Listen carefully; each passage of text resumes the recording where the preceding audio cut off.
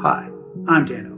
This is just a short, quick video about a couple of features of the Spanish language that I think are pretty interesting and that other languages such as English don't have.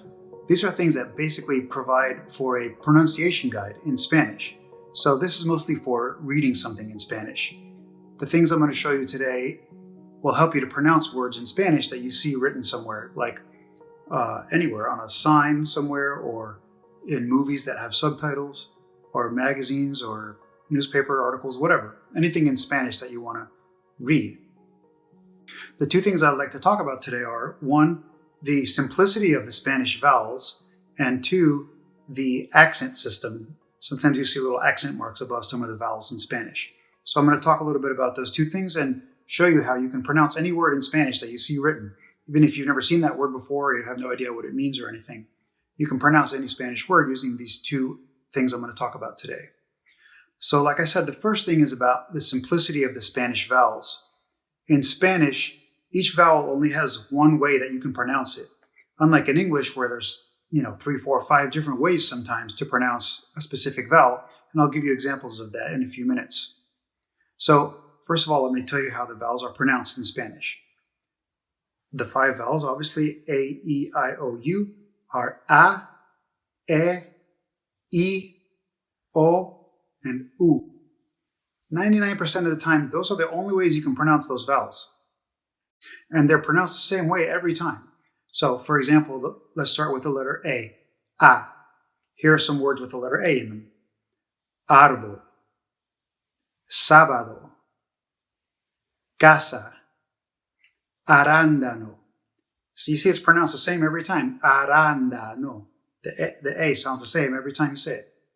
In English, the vowels have short sounds or long sounds, or they have different sounds depending on if there's 2 of the same vowel together, or if there's 2 different vowels together forming a diphthong. And sometimes the vowels can be silent, and there are also, all 5 of the vowels in English can have the schwa sound, which is sort of like an sound, like think of being punched in the gut.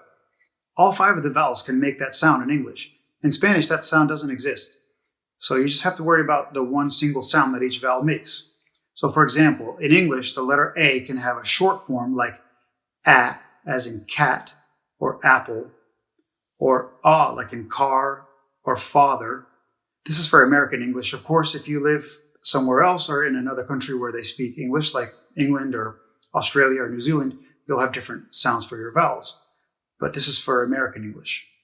So like I said, the A can have short forms like in father, or A like in apple. It can have a long form like in late or shame. It can have the schwa sound like in garage or about. See, it sounds like about. And it can even be silent like in the word coat. There's an A in there. Imagine coming from another country and trying to learn English and you see C-O-A-T and you're told it's pronounced coat. Just throw the A out completely. That must be so confusing. Okay, so that's the A sound. In Spanish, it's A. Okay, the E sound is E. So here are a few words with the letter E in them. Arete, cena, mentira, and elemento. You see how the E is the same every time? Elemento. In English, the short form of E is E, like let or tell. It can also have the long form like in the word be or greed. And notice that it doesn't have to be 2 E's together to sound like the long E, like the word be. It can have the sound like you. Yeah, the letter E can sound like you, like in the word few or neutral. Okay, it can also have the schwa sound like in the word deserve or taken. And it can even be silent like in the word heart.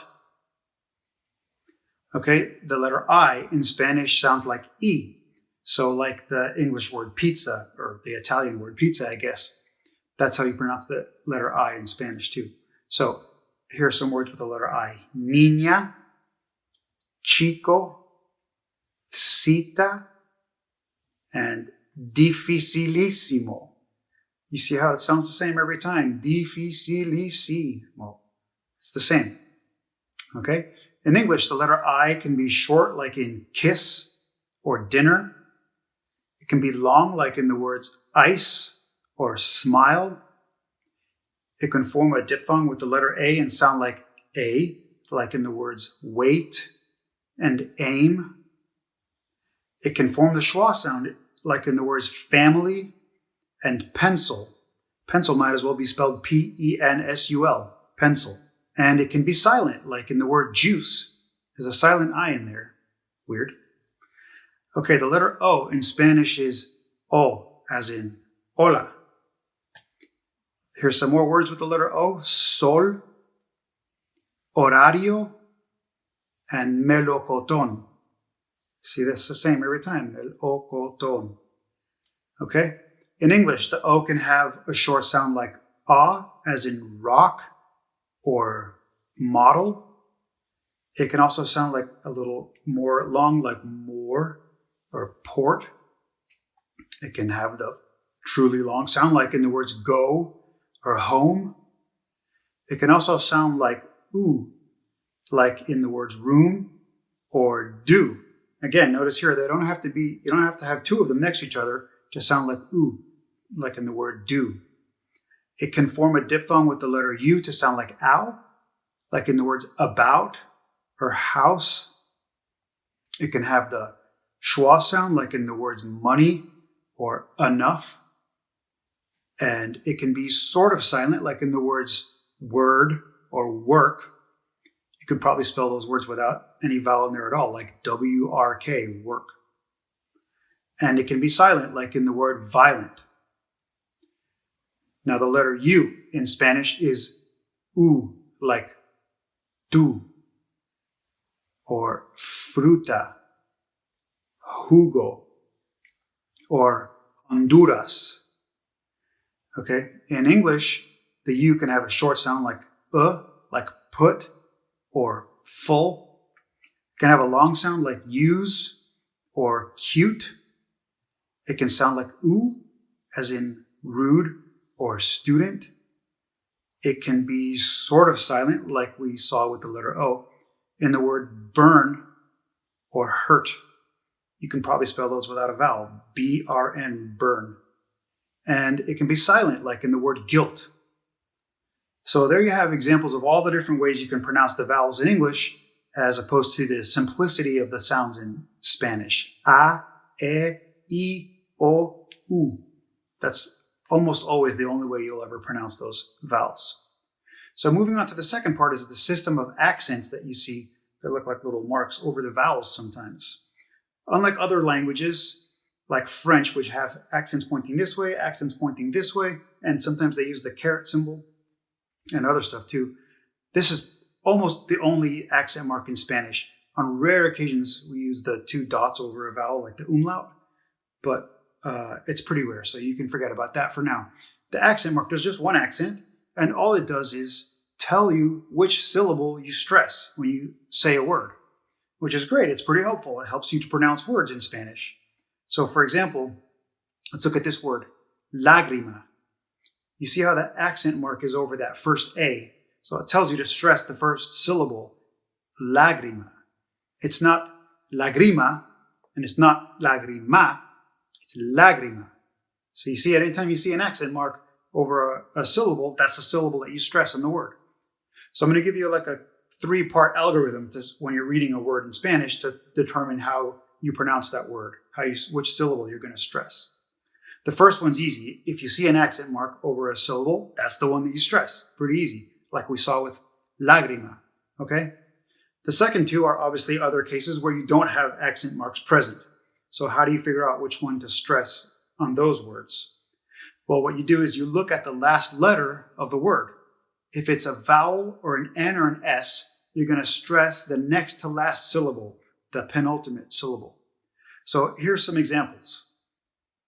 Todo, examen, lunes, alegre. So you see, these words don't have accents in them, but look at the word alegre, for example. There's no accent on it, but it ends with a vowel. So you stress the next to last syllable, alegre. It's not alegre, and it's not alegre. it's alegre. Okay? Obviously, the third part of the algorithm is a word that doesn't have an accent mark and that doesn't end with a vowel or an S. So a word that ends with any other consonant, basically, you stress the final syllable, the last syllable. So here's some examples of that. Comer, profesor, animal. That's a good one. You see how it ends with an L, which is obviously not a vowel, and it's not an N or an S, so you stress the last syllable. In English, it's animal. You stress the first syllable. In Spanish, it's animal. You stress the last syllable. So those are examples of using the accent system to help you pronounce words in Spanish. The three rules are, again, if it has an accent mark over a syllable, that's the one that you stress. It's pretty easy. Then if it doesn't have an accent mark, you look at the last letter and see if it's a vowel or an S. If it is, then you stress the penultimate syllable. If it's not, then you stress the last syllable, the ultimate syllable. So as a bonus, I'll tell you a little trick that I keep in mind when I'm reading something in Spanish to help me remember which of the two ones, you stress the last syllable if it's a vowel or not. What I do is I think of a person's name, a famous person's name, I'm going to tell you in a second, where the two words, neither one have an accent mark on them, but one of them follows the second part of the algorithm and the other one follows the third part of the algorithm. So that person's name is Miguel Cervantes.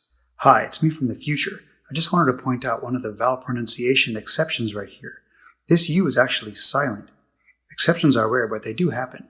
He's a famous Spanish author. He wrote the book Don Quixote. So you can see there's no accent marks on either of his names, but let's go through them. So for example, the first name, Miguel, which is Michael in Spanish, it ends with a consonant which is not N or S, and obviously it's not a vowel. So you stress the last syllable, Miguel, not Miguel, it's Miguel, okay? And then the second name is Cervantes. That one does end with a vowel N or S. It ends with an S. So you stress the second to last, they're the penultimate syllable. So Cervantes, not Cervantes, Cervantes. So that's just a couple of quick, simple things that I think are pretty cool features of Spanish. So if you have any questions for me or you have any ideas for videos that you'd like me to make, you want me to make more of these, I got about a billion things happening in my head at all times. So I'd be happy to make more of these. I'm also thinking of making a second part to this video about Spanish, which is about writing something in Spanish. It's sort of the complement of this one. This one is you see a word and identify it by the accent marks. It tells you how to pronounce it. Writing, it's the opposite, is you know how to pronounce it already and you want to write it down. How do you know where to place the accent mark or if it deserves one or not? If you'd like to see that, let me know. Anyway, I hope you enjoyed it and I'll see you on the next one. Bye.